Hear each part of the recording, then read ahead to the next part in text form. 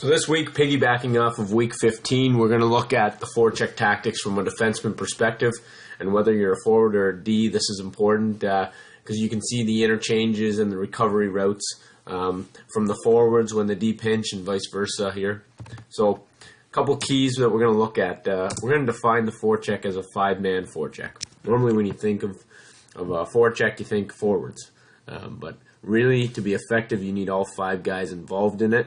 We talked last week about the different situations that it comes from, whether it's a dump in or a soft chip, area placement, face-off loss, or just from a turnover in the offensive zone and transition.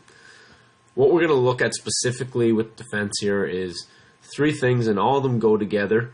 Establishing gap. How do we establish our gap in the offensive zone?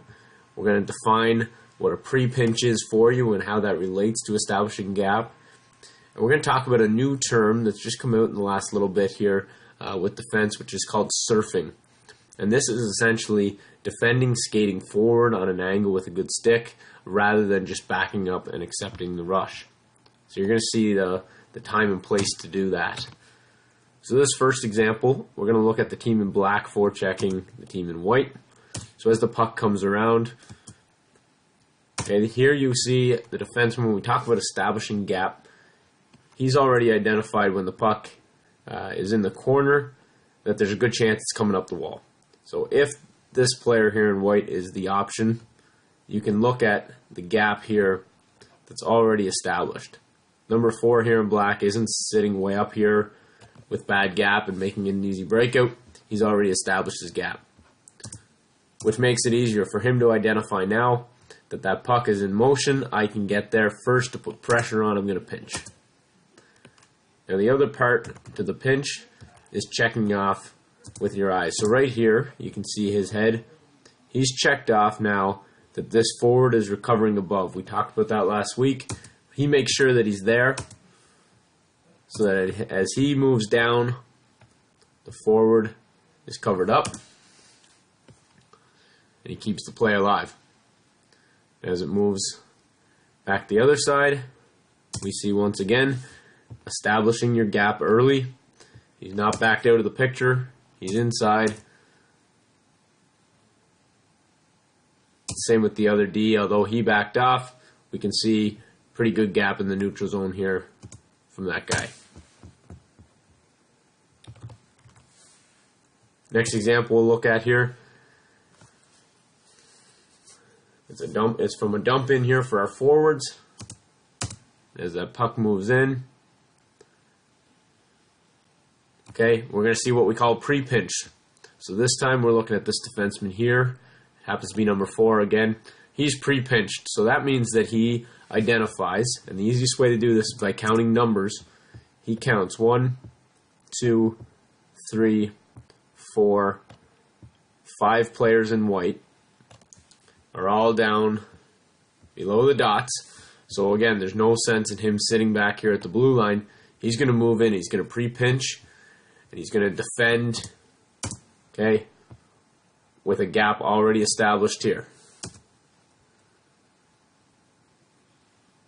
So now, same as the first example, he identifies that he can get to that puck.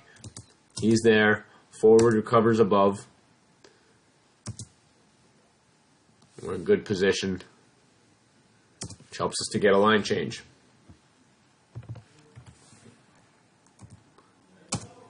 Look at an example here. The team in red is now forechecking the team in white. Puck moves around, established gap. This D is in. He's established his gap on this potential outlet option. And there you see, there's no threat in him being in here because he's got coverage and he's got another defenseman back here.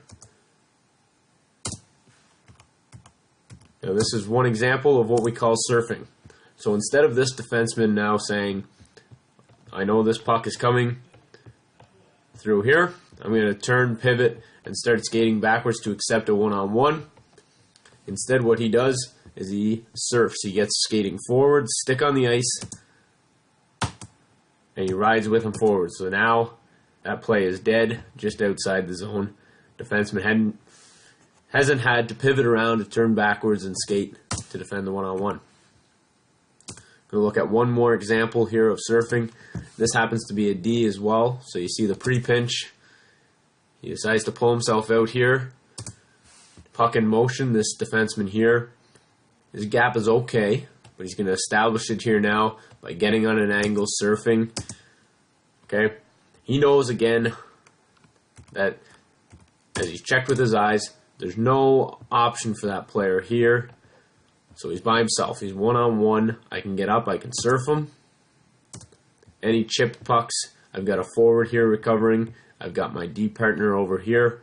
And I've got other forwards coming back to help.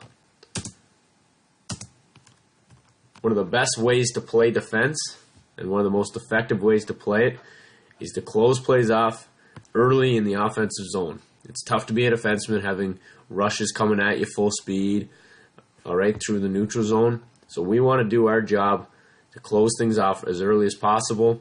Pre-pinching, establishing your gap, and surfing when it's available are great ways to do that.